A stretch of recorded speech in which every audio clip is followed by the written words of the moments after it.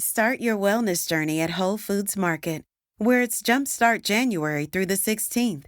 Stock up on supplements with some of the year's biggest savings. Plus, save on air-chilled organic boneless skinless chicken breasts, organic Honeycrisp apples, organic large Hass avocados, and more. And since Whole Foods Market is the only certified organic national grocer, it's easy to make them your wellness destination. Jumpstart your January now at Whole Foods Market. Major phone carriers make you sign contracts with rigid data plans to trap you into a kind of forced phonogamy. Sounds pretty insecure if you ask me. At Consumer Cellular, we believe in a more consensual and healthy form of phonogamy, free of contracts and more flexible to your data needs. This way, you stick around not because we force you to with contracts and fees, but because you love our phone plans. Like ardently love our phone plans.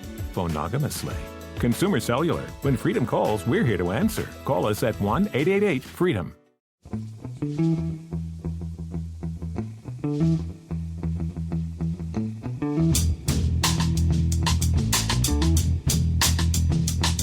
Hello and welcome to The Price of Football, the show that looks at the money behind the beautiful game and agrees with most of you about cheese and Guinness soup. I'm Kevin Day and he is Liverpool University's Kieran Maguire, the perpetrator of that horror. How are you, Kieran? I'm very good. I'm back in Liverpool teaching, so this is my proper job, and it's fantastic to be teaching face to face again. It's the vocation I love. The rest of the stuff I do is just a hobby. Of course, don't let producer Guy hear you say this is just a hobby, Kieran. For the love of God. And speaking of teaching, later in the show we will be hearing from Gareth Coates, who's the General Secretary of Middlesex Schools Football Association. And if that sounds a little bit dry, trust me, it isn't. It's one of the most interesting interviews we've done for a long time, I think. But Kieran, before that, it's Thursday, so some news stories. It was a pretty quiet transfer day, much as Sky had tried to talk it up, as always. But it was some interesting transfer structures agreed, including Aaron Ramsey's move from Juventus to Rangers. Yes, a lot of people have been scratching their heads with regards to this one because Aaron Ramsey took advantage of the Bosman ruling. He was able, or his agent and advisors were able to negotiate a very good salary for him, rumoured to be in the region of £400,000 a week. He's now gone to Rangers on loan. And people were saying, "Well, yeah, that's an awful lot of money by Scottish standards." You've got many clubs paying in the Scottish Premiership. Yeah, some of the total wage bills are only in the region of £4 to £5 million a year, and Aaron Ramsey's on 20 million himself. So there have been a few questions about it, and also the fact that it looks as if Rangers have committed to paying a loan fee. So. Did a bit of digging. No, digging. I'll get it right. So I've done a bit of digging, and it comes down to something called the crescita degree in Italian tax law, which is a bit like the old Beckham rule that they used to have in Spain. What Italy tried to do a few years ago was to attract foreign nationals to come and work there. And the way that they did this, they said that if you are a foreign national, if you've not worked in Italy before for the last 2 years, what we will do is that half of your earnings will be exempt from the tax system. So you're only going to be taxed on 50% of what you're bringing in. So that effectively knocks down your tax rate in Italy to probably around about 25, 26%. So I think the concern would have been is that if Rangers were paying Aaron Ramsey a salary in Scotland, he would be taxed at 45%. So instead, he's still going to be fully employed by Juventus and taxed at the 26% there.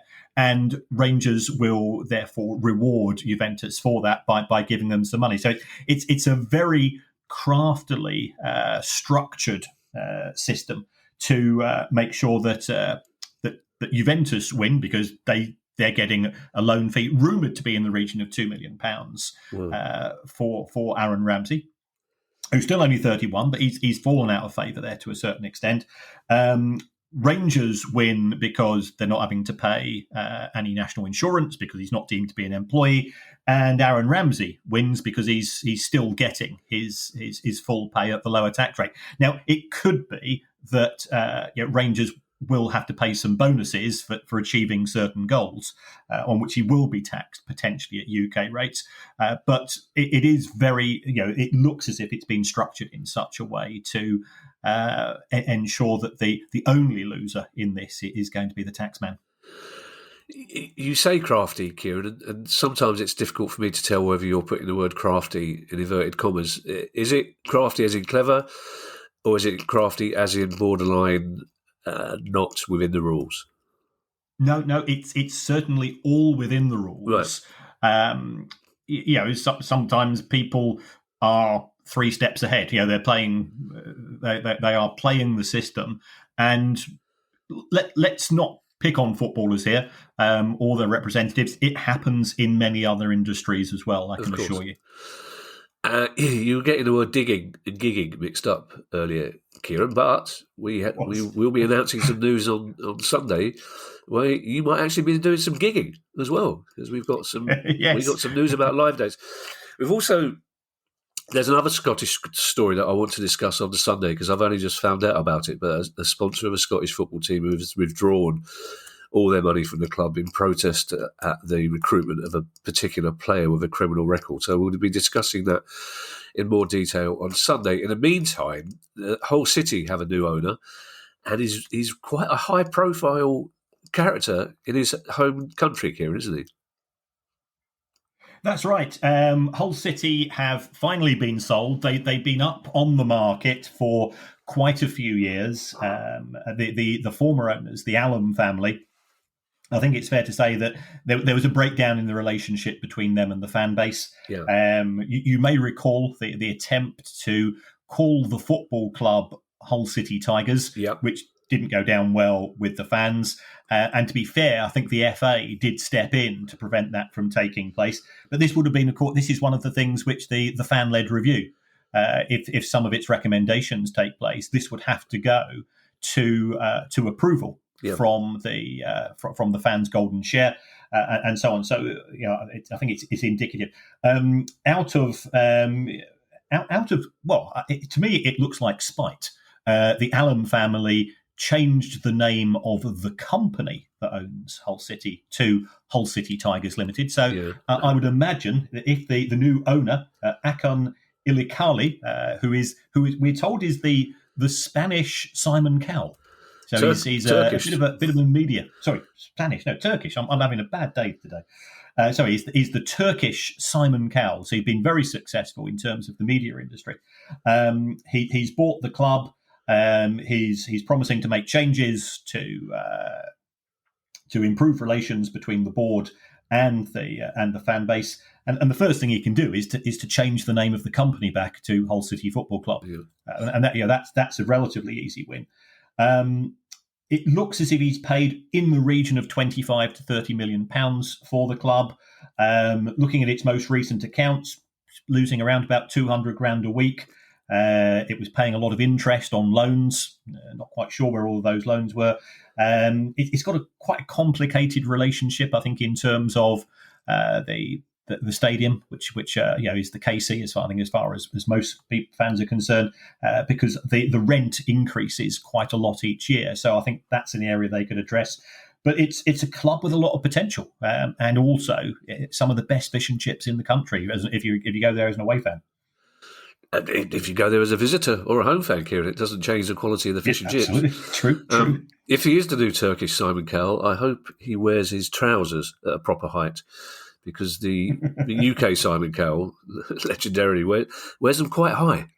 Kieran. It's quite distracting when you see him, because all you can see is, why is his belt by his Adam's apple? That's very strange. The Treasury has taken a stake in Bolton Wanderers, and to a non-financial person like me, that sounds like rather a sinister statement. Well, it might sound sinister, but actually, I think it's it's intriguing. What happened was under something called the Future Fund. The government lent money to quite a lot of companies in the UK. This is partially linked to COVID, and it had the option that instead of those loans being repaid, that when it came to close to the repayment period, they could be converted into shares. So effectively, the government is investing in a series of companies, and I think there's 265 companies dotted around the country in which this investment has taken place. And the Treasury says we have specialised in innovative companies. So it's got some startup coffee companies, it's got some fintech companies. It's a very broad range, and I'm all in favour of investment of startup. And I'd always encourage anybody, if they ever get the chance, to set up their own business. It is a challenge. It will give you some sleepless nights, but there's huge senses of achievement as well. And that's something I'm always trying to encourage students to do. It's better to work for yourself than somebody else. But what intrigued me was this looks like it was a £5 million loan. I may be wrong, but it looks like it's a £5 million loan. And the Treasury, as a result of converting the loan into shares, now owns 8% of Bolton Wanderers' parent company. Right. So if you then do the maths, that values Bolton Wanderers at £60 million. Now that's twice as much as Hull City. Right. And Hull City are in the division above. We saw Sunderland go for around about 25 to 30 million. Ipswich went for around about 20. So either somebody's negotiated a fantastic deal in respect of this, or you've got to scratch your head at why is the government appear to be paying over the odds? Not that, of course, that any contracts involving the government have ever been at ludicrous prices before, but perish the thought.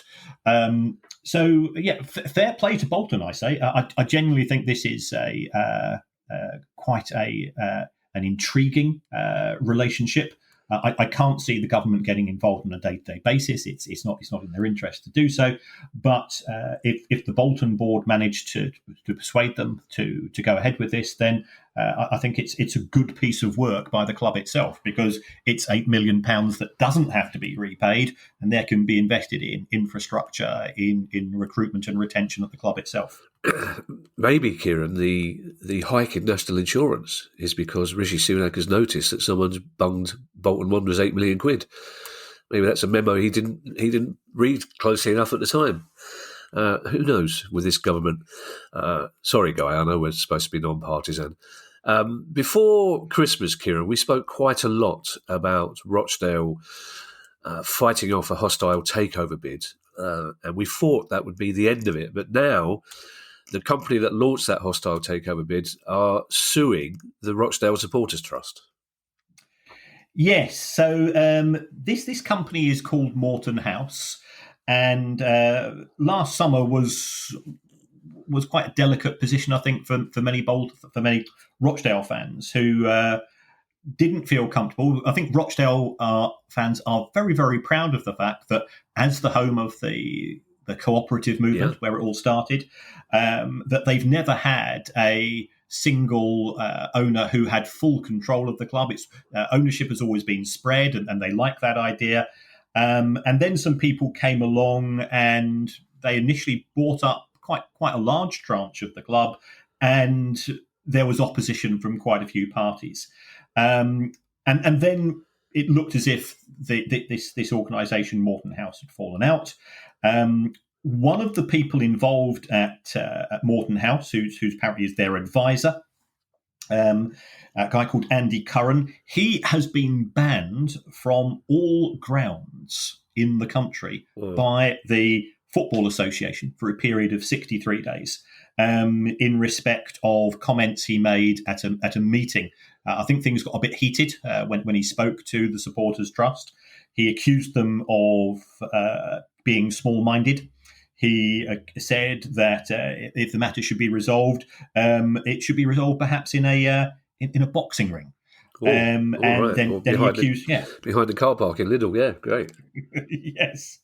And then he accused them of being Nancy boys, which, What? I know. For me, Nancy Boy is one of my favourite singles by Placebo, and that's about as far as I go with that. But this is Was that the actual phrase he used? That's the phrase he's alleged to have used. Did this meeting take place in 1957 by any chance, Kieran? This is well, it's crazy. Outrageous. It's unprofessional as well. Of course. If you are going to be at a business meeting, and also if I'm trying to sell myself as a potential owner, and also we had Dale Vince on the show last week, and I was on another show with Dale a couple of nights ago, and the thing he stresses, and I think many good owners stress, is I'm not the owner of the club, I'm the custodian. Well, if you want to present yourself to the existing custodians as somebody who can take a football club forwards, then insulting them really isn't a very good way to go. So it looks like there's going to be some form of court case with regards to what happens to the Morton House shares. And this is something that we did mention at the time, that they've not gone away. They are shareholders, and what's going to happen to them in the future. And it looks like they're now taking a more aggressive position, which is disconcerting. And Rochdale fans and Oldham fans were pretty united. I think Oldham walked to Rochdale last weekend, or vice versa, when the two clubs played each other. And there's normally not a lot of love. They are sort of local rivals, but I think the fan bases now realise that they've got more in common than sets them apart. It's a bit like Brighton and Palace. We ultimately would stand together on issues, even though as clubs we're rivals. Yeah, that's true. Yes, we have done in the past when Palace were about to go out of business. We have an Oldham story coming up, which is one of the oddest stories we've had so far this year. And I suspect that by December will still be one of the oddest stories we've had this year. But before we get there, Kieran, I just need to check one thing. Have you been seeing any other guests on the pod behind my back?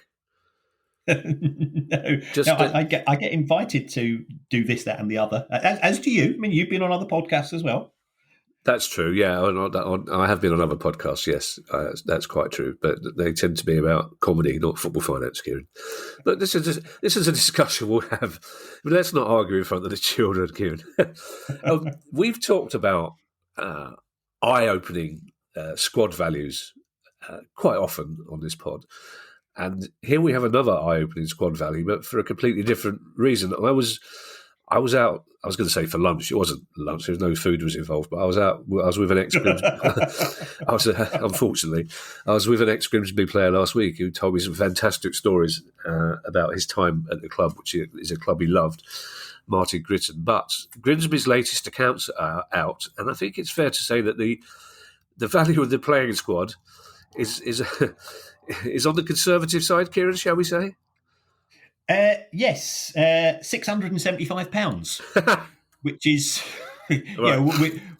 We were just about to celebrate the first £1 billion squad being announced this season probably by one of the Manchester teams, or potentially by Chelsea, following their signings. And then Grimsby's accounts came out at the weekend. And I've seen some low figures in the balance sheet, but it's very precise as well. £675, and you wonder who is that player. It must be. Can you imagine him going into training and say,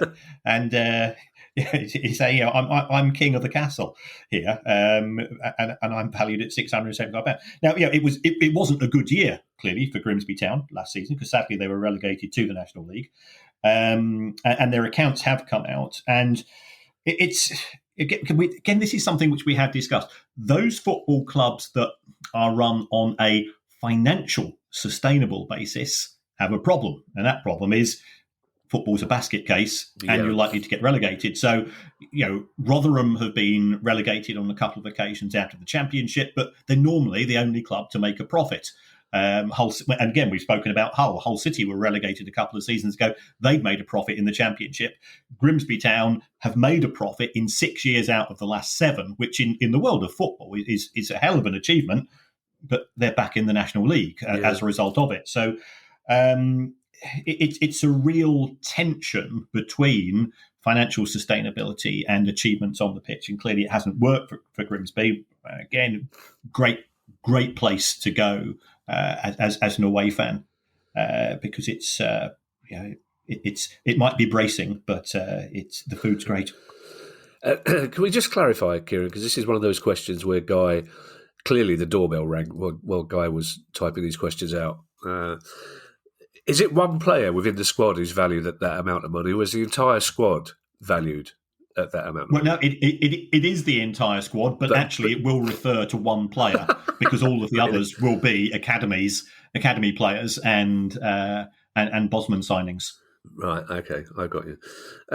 Now, the Oldham story, Kieran, I mean, it just baffles me how this came about in the first place, how anybody at that club could have thought that this was a good idea, even without a recent very high-profile court case. But Oldham Athletic have been criticised, and I think that's putting it mildly, for continuing to sell merchandise with the Maxwell family name on it, because there was one season back in the late 80s or early 90s when Robert Maxwell, ex-owner of the Daily Mirror, moved a printing production up to Oldham, and the club was sponsored with the name Maxwell on their shirt for one season. And as we know, Robert Maxwell, it transpired, was using the Daily Mirror pension fund to promote a lot of his financial activities. And of course, his daughter is now in prison for trafficking children. So why Oldham didn't spot this immediately and put an end to it, I don't know. And I know that you were one of the people who brought it to the club's attention, weren't you? Well, yeah, I stuck it up on social media, and it was picked up by the local Oldham newspaper. So yeah. First of all, retro merchandise in principle is great. We love it. You and I, cool. we like old kits. We love that type of thing. And if clubs want to monetize that through a range of products, that's great.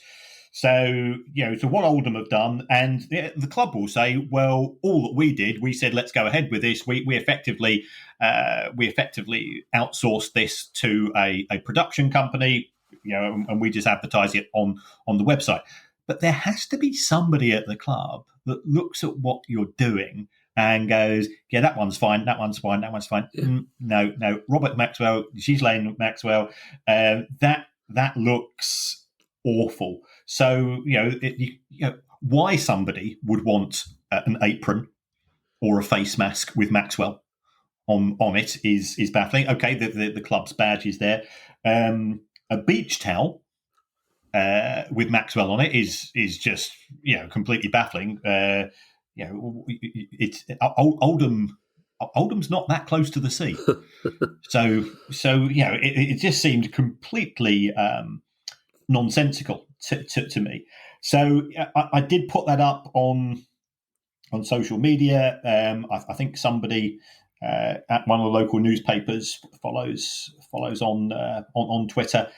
They put it. I think they put it to the club. They put it in an article. And to be fair to Oldham, it is now been withdrawn. So this is the power of price of football. So again, credit where it's due. It's the politest thing you can say. It was an honest error, but you're supposed to have checks and balances in business that you don't make these types of dumb decisions. Yeah, well, also clearly they've outsourced the merchandise production to a company who have no idea about football history, because you'd think that somebody there would go, hang on a second. I don't blame them for not necessarily knowing what happened with Robert Maxwell, but they just must know that the Maxwell name itself is slightly toxic at the moment. Yes. And it just seems odd. And it's also the fact that it's just the name blares out here. But as you say, we all love. I mean, Palace have just released a brilliant range of scarves and hats based on the 1961 kit. And then I've already been told by Ali to limit myself to one item, but they're great. They're lovely, and it's like if you're sitting in a crowded Paulson's pub and you see somebody with something that you've never seen before from previous generations, you're like a moth to a flame. But there are certain pieces of Palace history that you wouldn't want to wear the shirt. It's like you wouldn't necessarily expect Brighton fans to wear a shirt with knob written on it. Nobbo. Essentially, it was Nobbo, but we forgot the naught, obviously. And speaking we added 2 Fs to it. We are childish, aren't we? And speaking of my club, Crystal Palace, there is a financial aspect to this, but I think it's something we wanted to share anyway. I certainly did. And that's the fact that Palace have now created a dedicated 3-year aftercare package for players who are released from their academy. This is something we've talked about at both ends, not just 16-year-olds that are released by clubs, but 36-year-olds who are released by clubs. Nowhere near enough is done to help those people who are suddenly released back into the shark-infested pool, basically, after having their hopes and dreams snatched away from them. So I'm very proud that Palace have created this aftercare package. And I know for a fact that when Steve Parish took the club over, he was astonished to find that there weren't already things in place for every football club. So it's taken a time to happen, but I'm very pleased it has happened. Yeah, and huge credit to Palace here. When young people get attached to football clubs, they make sacrifices, and they make sacrifices in terms of their education because they're training twice a week, they're playing for the club, and also, of course, if you're young, you're going to be distracted by the bright lights of a potential professional career in football. Of course. And what also we see is that they make sacrifices in terms of their peer group because everybody knows, the kids aren't naive. They know that there's a 99.8% failure rate as far as development through. So therefore, everything becomes focused on the football. You stop seeing some of your mates. You stop doing some other things. In terms of your social life, your mates are out doing X, Y, and Z. You've got to focus on your career because if you don't, you run the risk of if you're not the ultimate professional athlete, then there's a danger of. And I think lots of kids do make these sacrifices, and many of them still don't quite make the grade. And this is where I do feel that all clubs have a responsibility of care towards. They might have not have been full-time employees in the legal sense, but they have a duty of care as custodians, as being pillars of the community, as being those hubs, the things that we've spoken about again and again. And huge credit to Crystal Palace for doing this. I think they've set a standard which other clubs should aspire to. Yeah. An investigation by the Admirable off the pitch has found another company which appears to have no staff, no active products, barely any assets, and is registered to a mailbox in London, but is yet a long-standing official partner to Manchester City.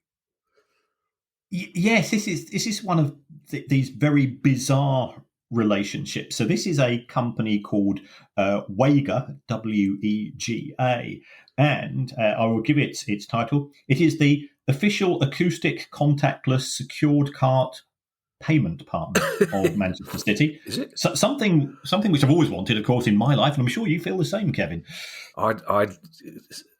There are many things that keep me awake at night, Kieran, and one of them is my lack of an acoustic secure, whatever the rest of that conversation was. Exactly. What's the acoustic bit like? Does that mean it sounds like a secure payment thing? Or? Well, yeah, that's I'm lost. It's absolutely bizarre. I tried to be too clever with that joke, Kieran. And we all know you're away from the Baroness, Kieran. That's why you're lost. It's always the same. The first pod we do when you leave Sussex to go to Liverpool, there's always a wistful sound in your voice because basically your life is checked as you're now stuck in a hotel room 2.5 miles outside the middle of Liverpool rather than in the comfort of your lovely home with the Baroness. Yes. So this company, Wega, whatever it is, it appears to have no products. It appears to have no staff. To be fair to the guys at Off the Pitch, it's a good publication. Off the Pitch, they do their best to open up some of the stuff. It's been promising to have some sort of esports World Cup with a $15 million prize, sort of trying to tie into Qatar. It does appear to have links with the Middle Eastern area, but we're not quite sure exactly what those links are. If you go to its registered address, it seems to be living in South London, same as I do, working in Merseyside. Those sort of they're news agents, but they sell a few random groceries, and you can post letters there. And what you can also do, you can use the place as sort of as a nameplate. You can have post sent there if you don't want it to go to your house. And they're always selling these these new cigarette vapes alternatives. Vapes, that's right. The sort of shop that started selling baked beans during the pandemic so they could stay open. Basically, yes. Yeah, we all have them. Yeah, they've got names like one of them in Liverpool. I think it's called "Vape Me Up Before You Go," which is absolutely superb. That's very funny. Yes.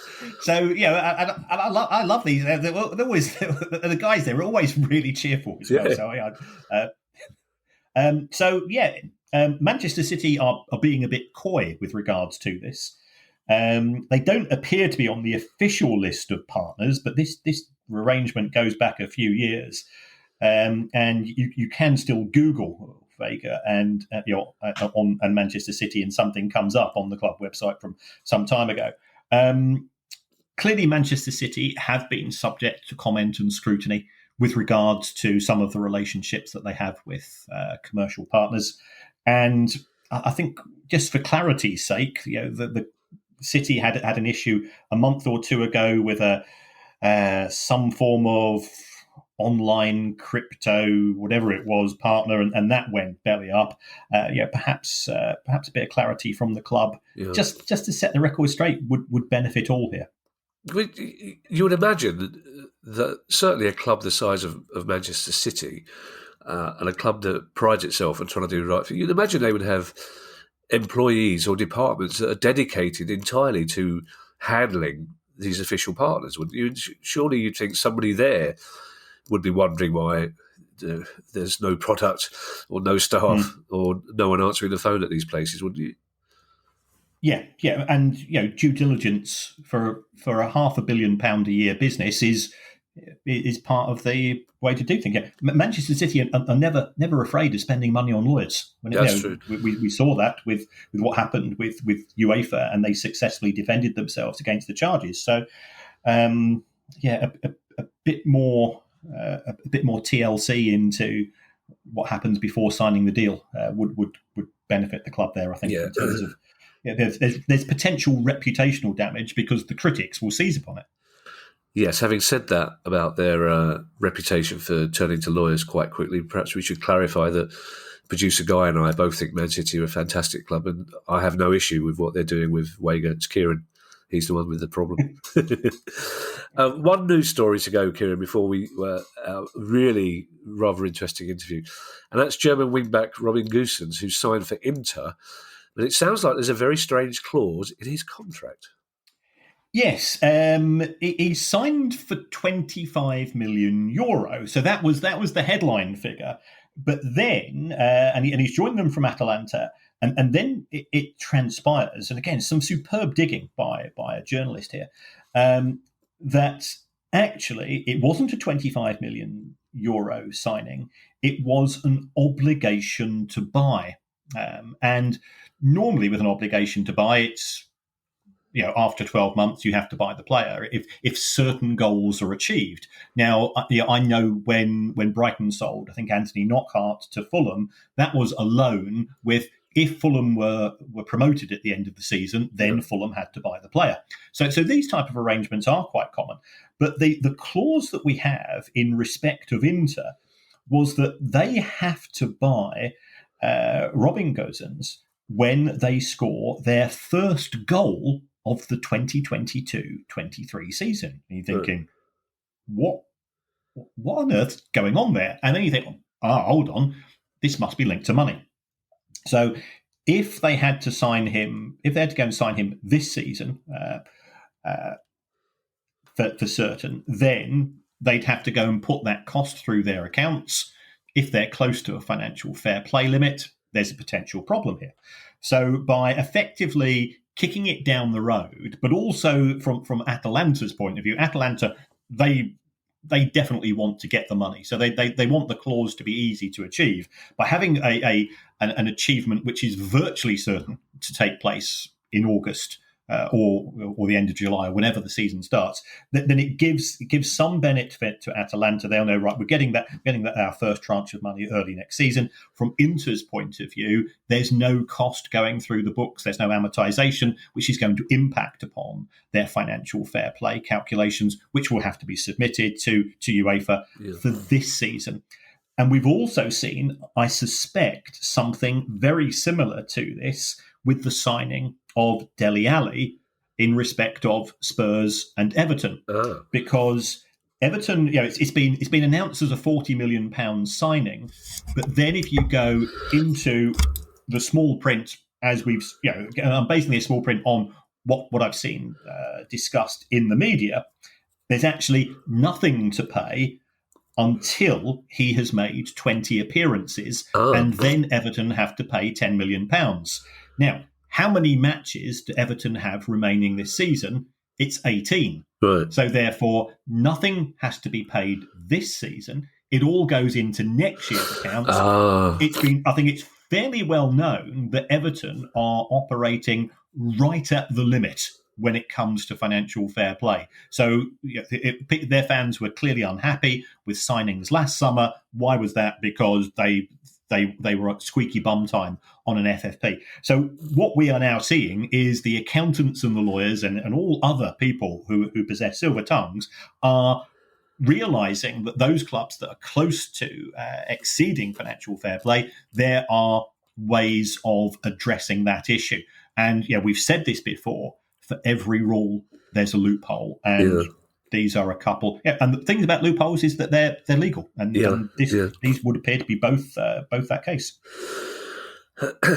Again, as we said about Manchester City, you'd think that the people that come up with the financial fair play rules and regulations would have somebody whose job it is to keep an eye on those clubs that are finding the loopholes and then closing them. But maybe the clubs are cleverer than the Premier League.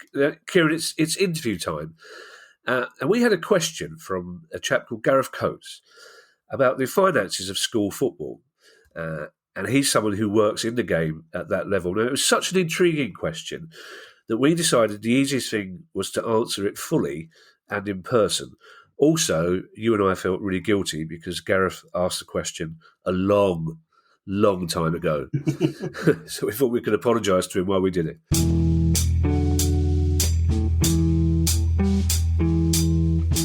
Start your wellness journey at Whole Foods Market, where it's Jumpstart January through the 16th.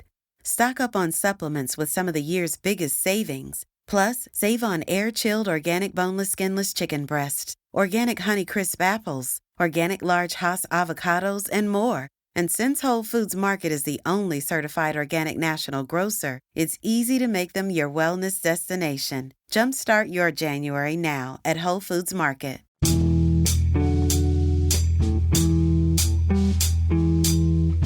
Gareth, thank you very much for joining us. We talk often about grassroots football on the pod, but this is about as grassroots as it gets. Really, tell us what your role actually is and how you came to be doing it. I am the General Secretary of the Middlesex Schools Football Association, which, confusingly enough, doesn't look after schools football in the whole of Middlesex.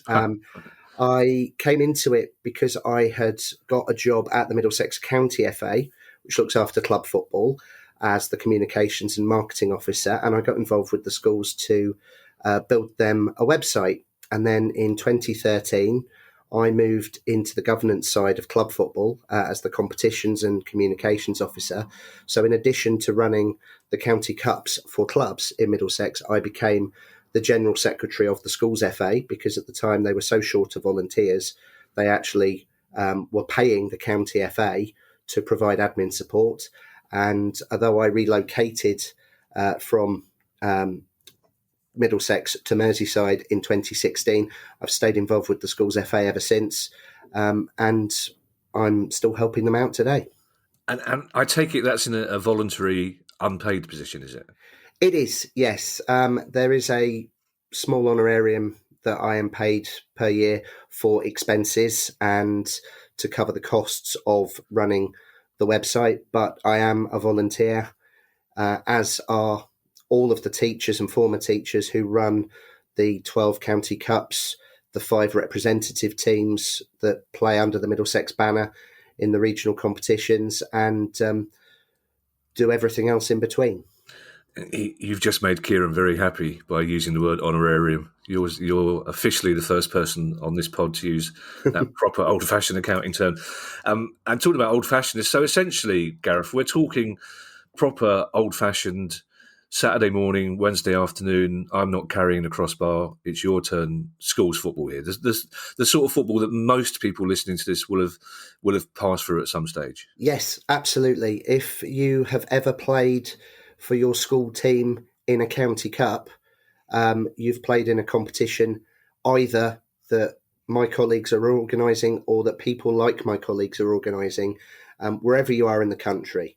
There are 44 county schools FAs, each with their own distinct area and traditions. But yes, Saturday mornings, Wednesday afternoons, those are the traditional times for schools football. Our rep teams play all their games on Saturdays. Some of our schools teams do as well. But yes, it's that's exactly what it is. Yeah, we only ever played against other Catholic schools, except one game a year against a local Protestant school, which got very tasty. But so you've hinted at what you do, Gareth. So, but just tell us a bit more detail. What areas of the game do you look after, and tell us a bit more about the competitions that you run at the moment. Okay, so the Middlesex Schools FA has overall responsibility for all schools football in the London boroughs of Barnet, Brent, Ealing, Enfield, Haringey, Harrow, Hillingdon and Hounslow, which were what we were left with after the Middlesex County Council was abolished. Quite a lot of our area got hived off into a new association for Inner London, and the southwest corner around Staines, Twickenham, Hampton, and the towns around there got hived off into Surrey, despite being as Middlesex as it is possible to be. And we run cups for secondary schools, so everything from under 12 up to under 18. We have one cup at under 12, which is officially a mixed competition, and then we have 2 competitions, one for boys, one for girls, at under 13, under 14, under 15 and under 16 inclusive. We do plan to launch an under 18 Girls Cup, but we don't yet have enough schools playing in that age group for girls. But we do have 3 competitions for what are called senior teams at under 18 for boys. We have the Brig Cup, which is a sort of Champions League style format. It starts with mini leagues that progress into a knockout. That replaces our first 11 league. We have a knockout cup, and we have a knockout cup for second 11s. So that is as traditional schools football as it gets. Yeah. Before we get on to the meat of the question that you asked us originally that made us so interested and why we asked you to come along, how do you, at the moment, generate income and revenue, and what are your costs? Well, I was doing some work on this to prepare. We have 65 schools across our 8 boroughs, each of whom pays a £15 per year affiliation fee, just for the right to be part of the association. So that's each. Sorry, that's each school. It's not each school. Each right, school okay. So that's not a pays lot, is £15. it? It's not, and we then charge £15 per competition. So not every school enters every competition, because obviously some don't have the players to nominate to run girls teams. Some don't have post-16 education. So the number of teams in each competition varies quite significantly. But across the 12 cups that we ran this season, we had 330 teams across all age groups, and they each paid a £15 entry fee. So that generates just under £5,000. We then rely on our national governing body, the English Schools FA, for support. They have provided us with grant funding, which tops up the money we make from affiliation and competition entries. We received a grant of £3,000 to help with the admin expenses and cover that honorarium. I don't take that much in an honorarium, far from it. And we also receive payments based on our compliance with their rules. So, for instance, because I told them exactly which competitions we run and who our contacts are at our 65 schools, they sanctioned those competitions and awarded us a grant of just over £1,000 for having done that administrative work on their behalf. So our total income, if this season had been a normal season, and it wasn't because we were actually sitting on a number of entries that were rolled over from 2021, where we cancelled all our competitions. So we didn't charge the schools a second time. We simply put them back in. But if we assume that we had generated all the income that the 330 teams playing should have, then our income for this season would be just over £11,000. Wow. From which we have to do everything. So we have to hire the grounds on which our rep teams play. We have to pay the match officials for our rep games and our cup finals. We have to pay for the medals that we give out at the end of each cup final. We have to hire the ground on which the cup finals are played. So we will spend almost all of that £11,000 just keeping the show on the road. But if we do manage to retain any of it, that will then get reinvested. That will sit in the bank until such time as we need it. And I'm presuming, Gareth, that the grants that you're getting from the English Schools FA presumably are funded in turn by the actual FA, are they? Yes, in part. They receive a substantial amount of money from the FA, which they then distribute to the 44 counties. But they also have to pay their own staff and run their building in Stafford and so on and so forth. They do have a number of sponsors and commercial partners that they're working with, which helps them in that respect. But yes, a lot of the funding that English Schools FA brings in at national level comes via Wembley. That's just a fact. That's the reality of it. Kieran, if I can bring you in here, the FA are always quite rightly talking about the importance of grassroots football, but these are paltry amounts, Kieran, for something that's very important. They're awash with money. That's an exaggeration, but these are tiny amounts to run competitions that are very, very important for young people. Yeah, the FA in a normal year would be generating just short of £500 million. Now, if you go to their report, which I do, of course, they say they distribute £150 million went back into the game in 2020. But that includes things such as prize money for the FA Cup. So I'm always a little bit suspicious when I read some of the pronouncements coming from these organisations, because they like to make themselves out to be more generous than they are. Arsenal or Chelsea getting £2 million for winning the FA Cup is not an investment in the game, in my opinion. And then the way that they try to reclassify things does grate quite a lot. The amount that's going to the Schools FA is pretty minuscule compared to some of the bigger distributions, though. Gareth, unfortunately, some things move very slowly in this world. Geology is one, and getting a question answered on our pod is another. So it was quite a while ago that you asked the original question. It's taken us a long time to get you on to talk to us. It's producer Guy's fault. As always, everything is producer Guy's fault. But you talked about the English Schools FA wanting to make radical changes to the current structure. And I think those changes have actually happened now, haven't they? Why have they made those radical changes, and what are they? They have, and this is specifically around the competitions they offer for county representative teams and inter-district representative teams. So, for instance, I talked about the 8 boroughs we look after. Some of those run teams in competitions we provide. In addition to the cups I talked about, we run 4 inter-district leagues at under 12 to under 15. And Barnet, as an example, might enter our competitions and also the English Schools FA Cup. And traditionally, Middlesex have always fielded teams at every age group that we possibly could. And in the last season, under the traditional knockout format, our under-14 girls were the national champions. But the English Schools FA is a charity, and they take the view that under the regulations that charities are governed by, they cannot run competitions if they do not generate income.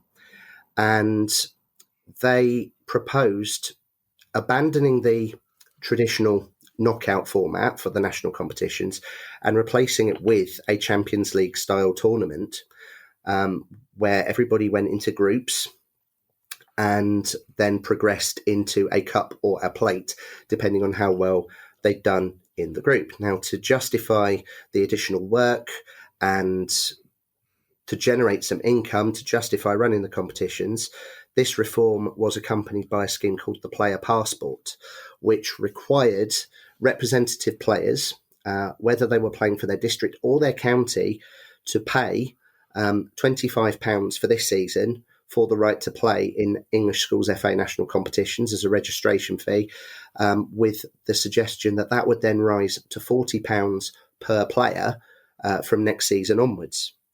And this was something that did not sit particularly well in Middlesex because we believe that it should be an honour to play for your county. Of course. And you shouldn't be asking players to pay for the right to represent the place that they're from. So we pushed back on it, and I'm not an accountant, but I did look at the figures that were being quoted by the trustees of the English Schools FA, and I looked at how they broke down for individual finals, and it was quite confusing. But it struck me that they were spending a lot of money on things like venue hire. So my original question was, how much does it cost to hire out a Premier League stadium? Because because I don't know. And if there were opportunities to reduce the costs of running these competitions before charging the players, then I felt that was an avenue that needed exploring. And that was the question. That was the original question. Really. Yeah, I'm going to bring Kieran in on that in a moment. But what I don't understand, and actually makes me quite cross, is it's football at that level. It shouldn't be about generating income. It should be about generating fun. It should be about generating fitness, generating social skills. And also, many of our listeners who are not from London or Middlesex, who are from other parts of the country, other parts of the world, may be thinking, well, that doesn't sound that much money to pay to play football. But there are parts of Middlesex with severe areas of economic deprivation, and you're going to be losing kids who can't afford to pay that sort of money to represent their county, aren't you? Absolutely. Plus, there are logistical challenges around increasing the number of county games that you're asking people to play. In addition to the national competitions, there are regional tournaments. And in the southeast, there are 12 counties who are split into geographical groups who play in a league. They don't play home and away, they play each other once. And then the top 2 teams in each group go into the semi-finals. Now, the way things were, and I speak only for Middlesex here, was that if you had 4 or 5 league games, depending on the number of teams in your group, and a game or 2 in the National Cup, and if you had a National Cup run, that was great, and you found the money to pay for it, and it was an adventure. If you have 2 mini leagues, you're suddenly asking teachers and parents and players to commit to 8, 9, 10 games, which then causes knock-on effects on the clubs. Some of our representative team players are in academies. Some of them play in something called the JPL, the Junior Premier League, where their parents have paid a lot of money for the right to play in that competition. And academies and JPL games are on Saturdays. And in boys' football, county football takes precedence, but in girls' football, it doesn't, with the exception of one Saturday per month, the second Saturday of the month. The FA have created an elite pathway for talented female footballers, where the regional talent clubs have priority over the counties. And that's fine as far as it goes. It's the direction they've gone in. But it made the idea of playing in Champions Cups as well as regional competitions logistically impossible for us. And that was as much a consideration as the financial aspect, because you're asking an awful lot of commitment from players and volunteers when they all have other demands on their time. Do you know what, Gareth? It's a much more complex world down there than I ever imagined. But let's ask Kieran the answer to your original question, because you talked in your original question, this is how long ago it was, about hiring West Brom's ground as a Premier League club, because quite rightly you wanted an element of excitement for the final. So you wanted kids to be able to say that they played at a Premier League ground in a regional final. So Kieran, first of all, how much would that cost to hire a Premier League ground? I know Selhurst Park makes an extra bit of money, probably at least once a week or once a month, hiring the ground out to various people. How much would that cost? And also, why, when the FA have got St George's Park, which is full of pitches, why can it not be played there? Well, in answer to the first question, it simply varies from club to club. Some clubs will say that they are constantly being asked to give over their facilities for charitable projects, for youth projects, and so on. So they do it as a prohibitive exercise. The actual marginal cost of the club, especially if it's a Premier League club, is next to nothing. And I think this is part of the frustration here, because we've just seen the Premier League put out via the consultant Ernst & Young a very glossy brochure telling everybody how great they are. It just coincidentally comes out shortly after the fan-led review suggests that the Premier League does a bit more. So if they can afford to pay for things like this should be done on a gratis basis, because it is the Premier League clubs who benefit the most from youth football, because it's priming the pump as far as they're concerned. So there is no definitive figure. As far as St George's Park is concerned, I was up there a couple of weeks ago. Most of the pitches were being unused. So again, there's nothing which should stop the Football Association, which does an awful lot of good, and as do Premier League clubs. So we're not here just to bash them, but I think it would be great for the kids, and also if you go around St George's Park as a young footballer. Me as an old guy, I felt inspired just sort of seeing and knowing that Harry Kane's played there and so on. Yeah, I think it would be incredibly uplifting. So you would think giving over one or two of those pitches, because there's plenty there at St George's Park, should be done as part of the FA's investment in grassroots. Yeah, can I just jump in there? Of course. I actually put that to the chief executive of the English Schools FA around the time I asked my question. I said, well, would it not be possible for the FA to provide St George's Park either at no cost or reduced cost?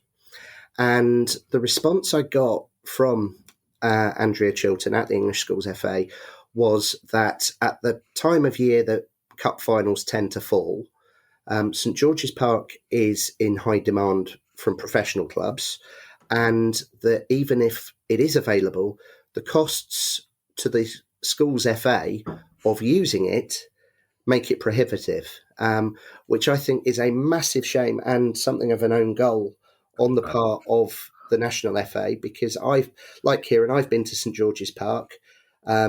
It's a wonderful facility. It would be an absolutely superb venue for English Schools FA finals, and you could put 4 or 5 on in a day quite easily, because of the sheer number of pitches there. But it's something that I am told the Schools FA has explored and has been unable to do.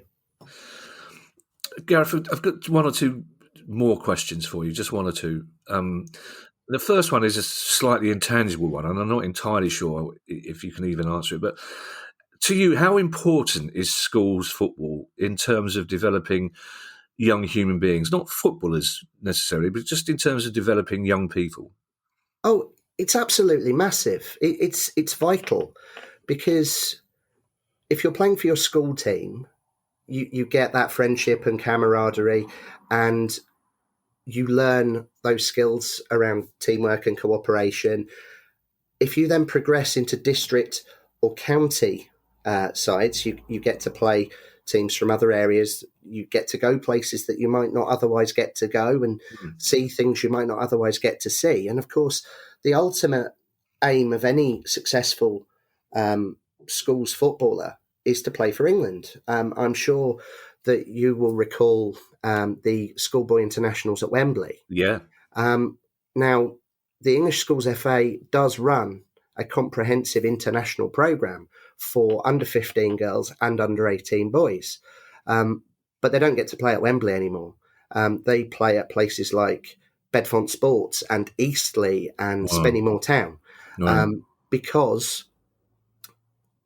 I want to give English Schools FA their due, because they are very conscious of keeping the game alive, and they do put an awful lot of the money they generate back into counties and back into districts, because it's incredibly important. But it is being squeezed massively.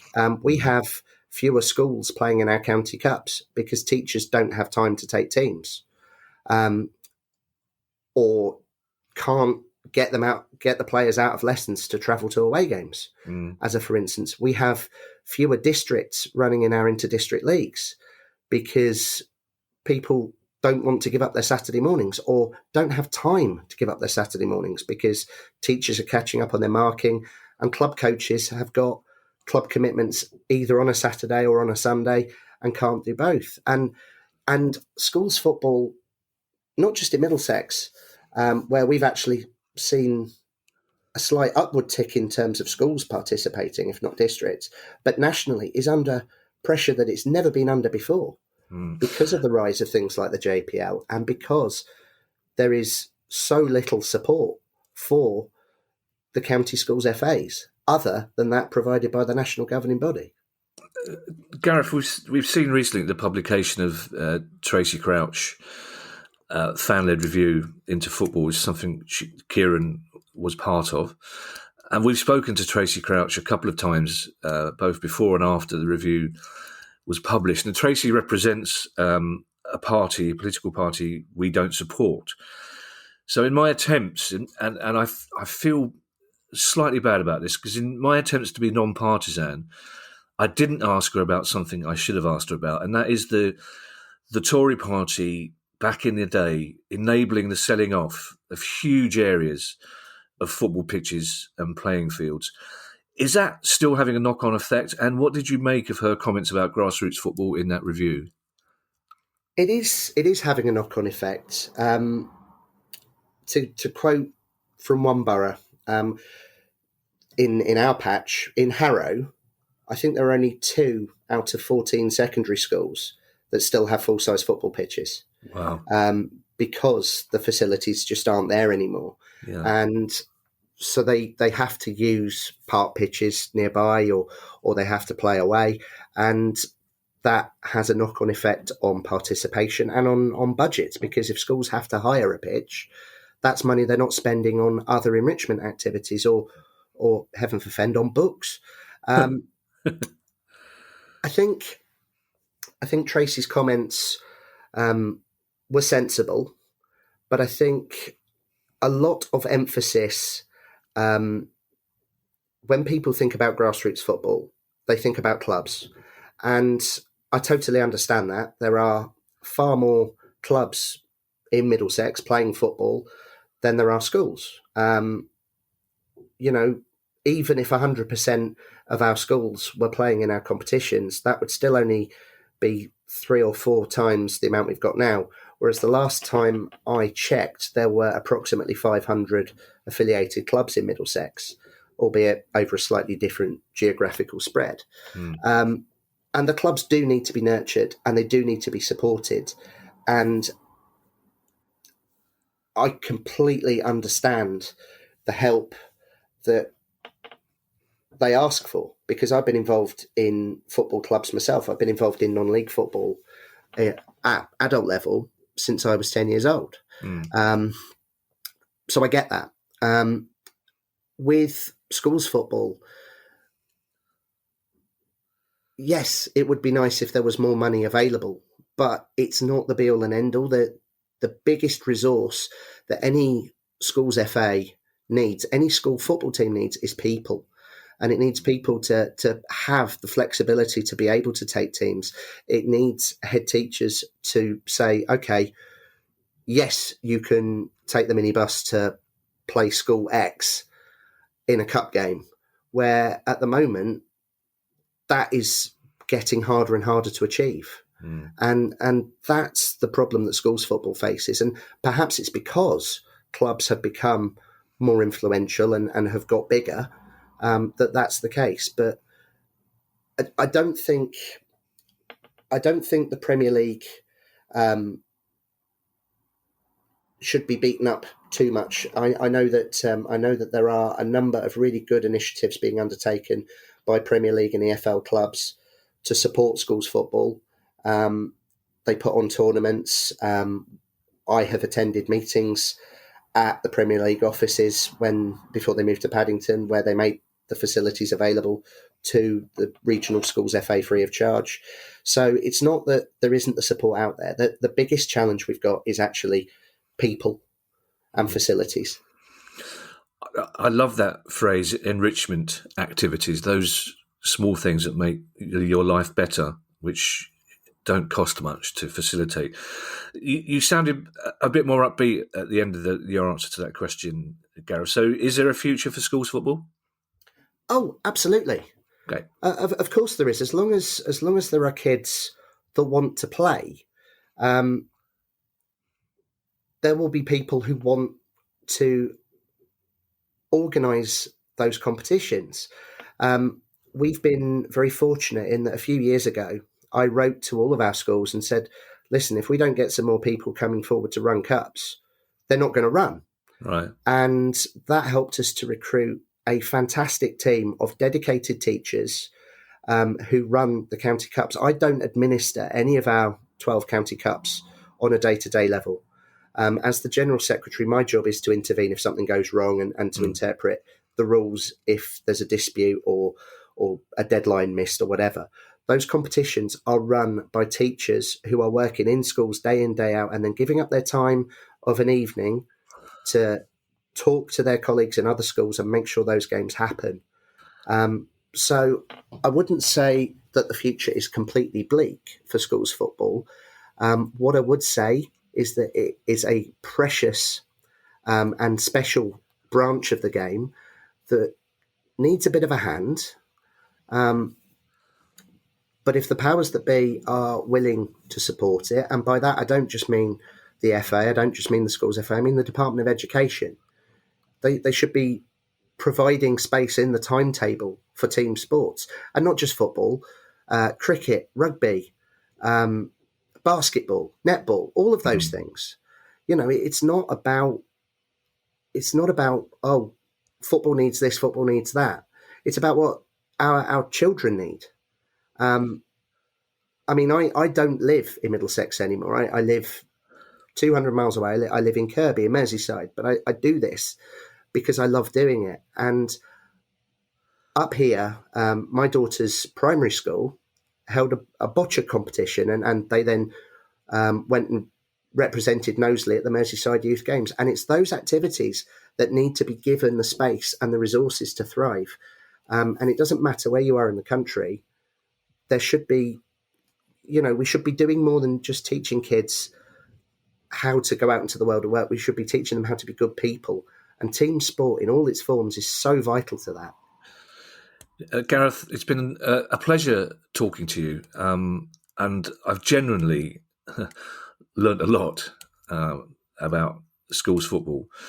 And I think people need to know the problems and the joys of working down at that level. And I'm sure Kieran would join me in saying that we talk often on the pod again, not just about grassroots football, but about the fact that so much football in this country at levels below professional football relies on volunteers like yourself and those teachers. So we'd like to, on using you as an example, we'd like to thank all of them. I think, Kieran, wouldn't we, for the time they give voluntarily to help young people. So, Gareth, we wish you the very best of luck for Middlesex Schools and for Kirby as well. Now you're up there. Look forward to speaking to you again. Thank you.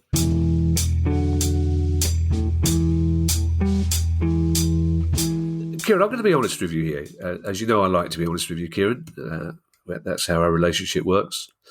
For the most part, on air, we are honest to each other. When producer guy suggested Gareth as an interview, I wasn't 100% enthusiastic. I wasn't entirely sure there'd be enough in the story to make an interesting interview. Plus, as with most of Guy's suggestions, you always kind of think, what's he up to? Like when he suggests that I feed his cat and I point out that I live 200 miles away. That sort of thing. But I found that interview one of the most interesting and informative. Ironically, about schools football, I learned a lot. And it's like so much of football, it relies on volunteers. And it seems that all that the FA and the English Schools FA want to do is make life harder for those poor sods who spend all their time trying to get youngsters playing football, as Gareth memorably said, get them involved in an enrichment activity. And it's like, don't start charging the kids to play football to represent their counties. It's just not right, is it? Yeah, you want access for as many people as possible, and we know that there are many families at present who are living right on the edge, and parents are making sacrifices. The kids are achieving fantastic success by being chosen to play for their local counties and so on, and also for school. I didn't play very often for my school because I wasn't good enough, and I was always in awe of those people that did. So we've all got different skill sets as well. So it's fantastic that we've got some people, young people who are good at football. That should be encouraged. It does help education. It does help in terms of health. It does help in well-being. And to put financial hurdles in front of it is ludicrous. And the stories about not being able to play at St George's Park. I mean, I've been lucky enough. I've taught there. And when I go there, I'm just sort of absolutely awestruck because they've got all these photographs of the England players, they've got shirts signed and so on. And you do feel as if you're walking on air. And to deny that just for one day for some kids who will remember this and talk about this for ages is just plain daft. Yeah. I don't know if I should admit this out loud, Kieran, because it's going to make my school sound a lot more posh than it actually was. But I played for the school hockey team. And we won South. Yeah, it's not something I'm proud of. It's just that we had one teacher who'd been, shall we say, offloaded by another school who ended up at our school. And happened to like hockey, so he started a hockey team, and all the kids who couldn't get in the football team thought, well, that's right, great. That's another way of getting out of lessons on a Wednesday. That's fine. I got my nose broken really, really badly by somebody in my own team who I still go to football with and still claims it was an accident. Smacked me around the face with a hockey stick, but it left me with an impaired sense of smell, which drives Ali up the wall because I spend twice as much money on aftershave as everybody else does because I can't smell. I put about half a bottle on at a time, and she just goes, "It's like Pepe Le Pew can hang his nose on this." But I loved it. I was very proud to represent. It's not so much proud to represent the school, such because it makes it sound like bloody Eton or Harrow, but I was proud. You get you and your mates. There's a spring in your step when you're allowed to leave early because you're going off to play the sport, and it's great. You're fitter and better for it. It's just, and for the amount of money that Gareth is saying they need, you're talking about literally peanuts as far as the FA and English Schools FA are concerned. It would make their life so much easier, and it's just wrong. And I suspect that part of what it is because maybe the FA and the English Schools FA think, well, these kids are obviously good footballers, but they can't be that good because otherwise they'd be in academies. So, they're only doing it for enjoyment, and we don't need to subsidise their enjoyment, which is it seems to be something that, again, we're going to be part of that. It seems to me that this government are quite keen on. It's not subsidising other people's enjoyment or education, but there you are. If you'd like to make a small monthly contribution to our pod, then that's very kind of you, and you can do that by going to patreon.com/priceoffootball. And if you have a question you'd like answered on the show, email us at questions@priceoffootball.com. Our next episode is our questions pod on Monday, but we will also be giving details of our first ever live show, hopefully the first of 6 or 7 this year across the country. I promise you it will be cheap to get in, and it will be value for money, and there will be pictures of dogs and cats, and we're going to put our foot down and not have small paper cups of cheese and Guinness soup as a welcome when people come in. In the meantime, before that exciting news on Monday, I shall hand you over to Mr. Kieran Maguire for his customary farewell. Well, thanks again for all the support and all the feedback that you give to us. We genuinely appreciate it. We're not quite sure why we seem to be generally well liked. I mean, there's certainly some people that do take us to task, and that's fair and proper in a democratic society. But if you want to support the show, Patreon is one way. Again, for just £1 a month, you can do that. But you can send us some good karma. You can send us some positive vibes by going on to the app which you use to listen to the show, and giving us a review. And if you think you're enjoying what we're doing, if you give us 5 stars, that's absolutely fantastic, because that goes into an algorithm which producer Guy understands, and myself and Kevin, we just nod at him whenever he talks about it. It doesn't matter what you say. You could say you'd rather have the show presented by Nardine Dorres and Big Dan Byrne, both of whom have been noted to take one for the team recently, and it makes not a blind bit of difference to us. That's very funny. Yes. Sorry, I shouldn't try and say goodbye when I'm chuckling. All I will say is thank you for listening. Hopefully we will see some of you at the live gig. I can't wait, because we'll get to meet producer Guy for the first time, Kieran. Yes. He'll probably send a hologram of himself. Bye, everybody. Bye. The price of football.